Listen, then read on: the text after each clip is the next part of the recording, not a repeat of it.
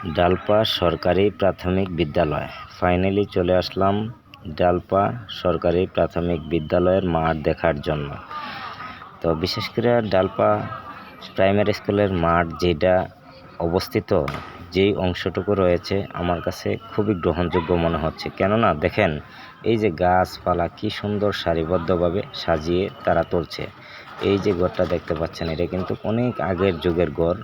মাশাআল্লাহ, এই যে চারোপাশে যেভাবে গাছ দিয়ে তারা বাউন্ডারিটা সুন্দরভাবে সাজায় গোছায় রাখছে।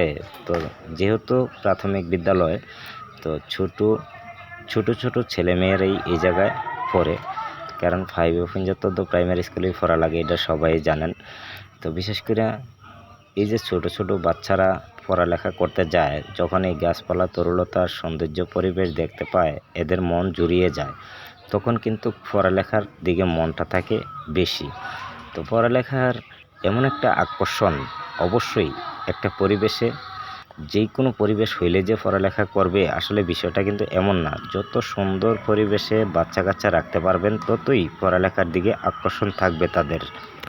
কুমিল্লা জেলা, মুরাদনগর থানা, বাইপোস্ট বাঙ্গুরা থানা, ডালপা গ্রাম। ডালপা গ্রামের সর্বস্তরের মানুষকে আমার অন্তঃস্থল থেকে শ্রদ্ধা জানাই। এমন সুন্দর পরিবেশ করছেন, ছেলে মেয়ে পড়ালেখা না করে কোনো উপায় নেই।